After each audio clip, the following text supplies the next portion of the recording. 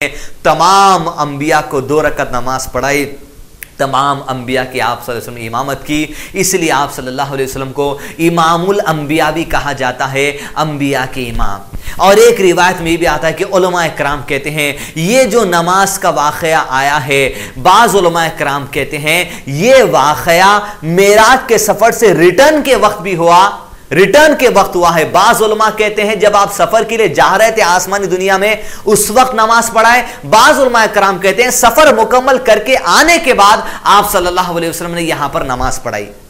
इसके लिए तहकीक जरूरी है, उलमा के पास तहकीक है, दोनों राय हमने आपके सामने रख दी। अब इसके बाद आप सल्लल्लाहु अलैहि वसल्लम मस्जिद अक्सा से निकलते हैं जिब्राइल अलैहिस्सलाम के साथ बुराक पर बैठकर आसमानी दुनिया की तरफ। बुराक ये कैसी सवारी थी ये अल्लाह ताला बेहतर जानते हैं, और अल्लाह के रसूल सल्लल्लाहु अलैहि वसल्लम ने देखा इस बुराक को आप बेहतर जानते हैं।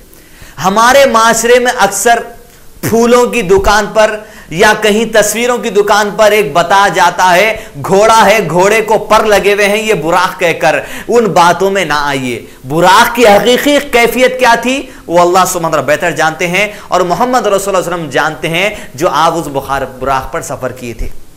आप सल्लल्लाहु अलैहि वसल्लम जिब्राइल अलैहिस्सलाम के साथ आसमानी दुनिया के सफर की तरफ निकलते हैं और सबसे पहले आसमान की तरफ जिब्राइल अलैहिस्सलाम बढ़ते हैं। पहले आसमान पर पहुंचते हैं, जिब्राइल अलैहिस्सलाम दस्तक देते हैं, अंदर से आवाज आती है कौन है? कहते हैं मैं जिब्राइल अलैहिस्सलाम हो। कहा जाता है आप नहीं, आपके साथ कौन है? कहते हैं मोहम्मद रसूलुल्लाह सल्लल्लाहु अलैहि वसल्लम है। दरवाजा खोला जाता है, आप सल्लल्लाहु अलैहि वसल्लम पहले आसमान पे आप पूरी इंसानियत के बाप हजरत आदम अलैहिस्सलाम से मुलाकात करते हैं। एक ऊंचे खद का इंसान है आदम अलैहिस्सलाम, उससे मुनसाफा करते हैं, सलाम अलैक होती है। आदम अलैहिस्सलाम आपकी नबूवत का इकरार कहते हैं, मरहबा कहते हैं। उसके बाद आप सल्लल्लाहु अलैहि वसल्लम पहले आसमान से दूसरे आसमान की तरफ जाते हैं, दस्तक दी जाती है, दरवाज़ा खोला जाता है, जिब्राइल अलैहिस्सलाम अंदर तशरीफ लेकर जाते हैं। अल्लाह के नबी सल्लल्लाहु अलैहि वसल्लम दूसरे आसमान पर ईसा अलैहिस्सलाम से मुलाकात होती है।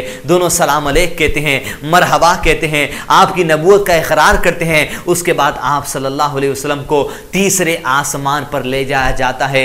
आप सल्लल्लाहु अलैहि वसल्लम तीसरे आसमान पे हज़रत यूसुफ अलैहिस्सलाम से मुलाकात करते हैं, सलाम होती है, मरहबा कहते हैं, आपकी नबूवत का इकरार करते हैं। उसके बाद आगे बढ़ते हैं, चौथे आसमान पे आप सल्लल्लाहु अलैहि वसल्लम को ले जाया जाता है। चौथे आसमान पे दरवाज़ा खोला जाता है, आप सल्लल्लाहु अलैहि वसल्लम चौथे आसमान पर हम दूसरे अंबिया से मुलाकात करते हैं। उसके बाद वो लोग आपकी नबूवत का इकरार करते हैं। उसके बाद आप सल्लल्लाहु अलैहि वसल्लम को पांचवें आसमान पर ले जाया जाता है। पांचवें आसमान पर आप सल्लल्लाहु अलैहि वसल्लम हारून अलैहिस्सलाम से मुलाकात करते हैं। हारून अलैहिस्सलाम से सलाम अलैक होती है, मरहबा कहते हैं, आपकी नबूवत का इकरार करते हैं। उसके बाद आप सल्लल्लाहु अलैहि वसल्लम को छठवें आसमान पर ले जाया जाता है। छठवें आसमान पर सलाम अलैक होती है, मूसा अलैहिस्सलाम से मरहबा कहा जाता है, आप अपनी नबूवत का इकरार करते हैं। उसके बाद अल्लाह के नबी सल्लम सातवें आसमान की तरफ बढ़ते हैं। लेकिन आप सल्लल्लाहु अलैहि वसल्लम जूं ही सातवें आसमान की तरफ बढ़ ही रहे हैं कि मूसा अलैहिस्सलाम रोने लगते हैं। पूछा जाता है आप किस लिए रो रहे हैं? रिवायत में आता है कि मूसा अलैहिस्सलाम एक खुशखबरी देते हैं। खुशखबरी है रूबी चैनल पर, ये तमाम उम्मती सुनने वालों के लिए। मूसा अलैहिस्सलाम से पूछा जाता है आप किस लिए रो रहे हैं? मूसा अलैहिस्सलाम कहते हैं कि देखो मेरे रोने का मकसद ये है कि मेरे बाद एक शख्स को अल्लाह ने मबूस किया है, उसको रसूल बनाकर भेजा है। वो रसूल, वो नबी की उम्मत के लोग मेरी उम्मत के लोगों से ज्यादा जन्नत में दाखिल होंगे। यानी वो हम लोग हैं, मोहम्मद रसूलुल्लाह सल्लल्लाहु अलैहि वसल्लम की उम्मत इंशाअल्लाह जो मूसा अलैहिस्सलाम की उम्मत के लोगों से ज्यादा जन्नत के अंदर दाखिल होंगे इंशाअल्लाह। उसके बाद अल्लाह के नबी सल्लल्लाहु अलैहि वसल्लम को सातवें आसमान की तरफ ले जाया जाता है। सातवें आसमान पे आप सल्लल्लाहु अलैहि वसल्लम की मुलाकात आपके जद्द आला हज़रत इब्राहीम अलैहिस्सलाम से आप सल्लल्लाहु अलैहि वसल्लम मुलाकात करते हैं। जद्द आला से मुलाकात होती है, आप मेरे प्यारे बेटे कहकर इस्तकबाल करते हैं, सलाम अलैक होता है, आपकी नबूवत का इकरार करते हैं, मरहबा कहते हैं। उसके बाद अल्लाह के नबी सल्लल्लाहु अलैहि वसल्लम 7वें आसमान से ऊपर एक मुकाम पर आपको ले जाता है। उस मुकाम को कहा जाता है सिदरतुल मुंतहा।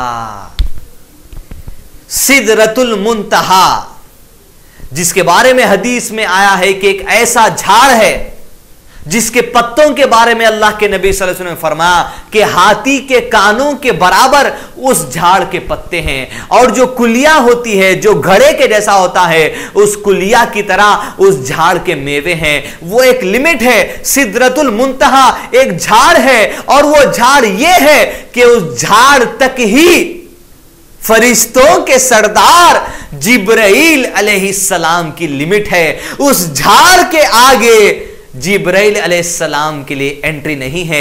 वहां पर जिब्राइल अलैहिस्सलाम रुक गए, मोहम्मद रसूलुल्लाह सल्लल्लाहु अलैहि वसल्लम रुक गए, फरिश्ते को रुका दिया गया, लेकिन अल्लाह सुब्हानहू व तआला ने मोहम्मद रसूलुल्लाह सल्लल्लाहु अलैहि वसल्लम को यह इजाजत दी, यह मर्तबा दिया कि फरिश्ते की जहां लिमिट खत्म होती है, मोहम्मद रसूलुल्लाह सल्लल्लाहु अलैहि वसल्लम को उस लिमिट के आगे एंट्री दे दी गई। आप सल्लल्लाहु अलैहि वसल्लम सिदरतुल मुंतहा के आगे चले गए।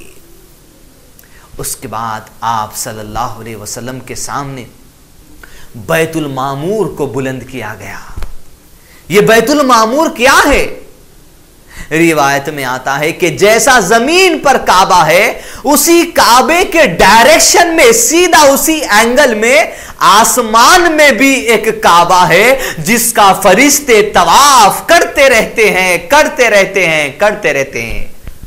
बैतुल मामूर वो एक घर है जो एकदम काबे के एंगल ही में, काबे ही की लाइन ही में आसमानी दुनिया के अंदर है, जिसके एक रिवायत में मैंने सुना है कि 70,000 फरिश्ते उसका तवाफ करते रहते हैं। और एक फरिश्ते को जब एक चक्कर का मौका मिल जाता है तो इतनी फरिश्तों की तादाद है कि शायद क़यामत तक उस फरिश्ते को दोबारा उस घर का तवाफ करने का मौका नहीं मिलेगा।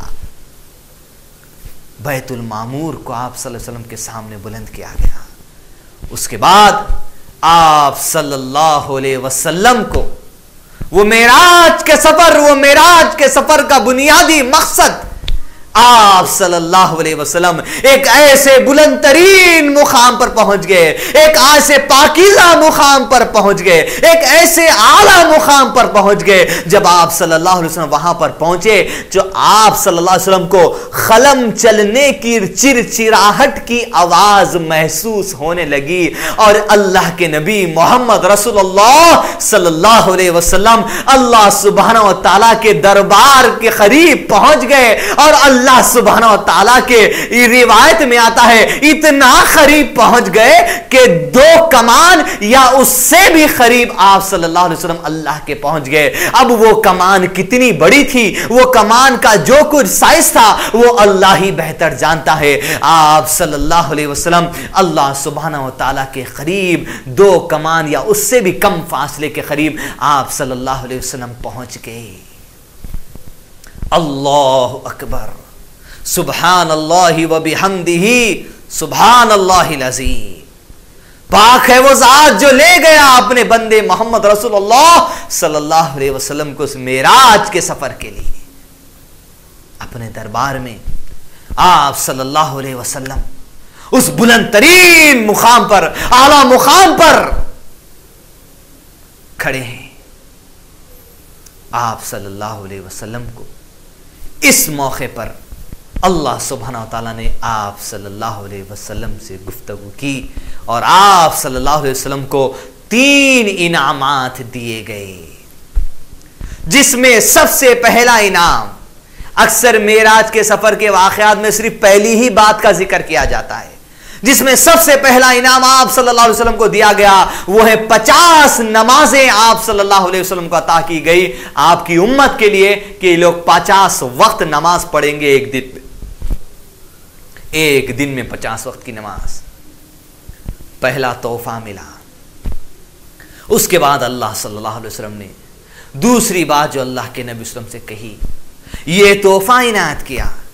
अरे मुसलमानों को इस तोहफे को लेकर तो झूमना चाहिए, मेराज के मौके पर अजीम तरीन तोहफा नमाज, नमाज के बाद एक अजीम तरीन तोहफा अल्लाह सुब्हानहू तआला देते हैं मोहम्मद रसूलुल्लाह सल्लल्लाहु अलैहि वसल्लम। सुनो, फरमाया अल्लाह सुब्हानहू तआला ने, ऐ मोहम्मद सल्लल्लाहु अलैहि वसल्लम, अगर आपकी उम्मत का आदमी, आपकी उम्मत के लोग जब अपने दिल में अगर नेकी का इरादा भी कर ले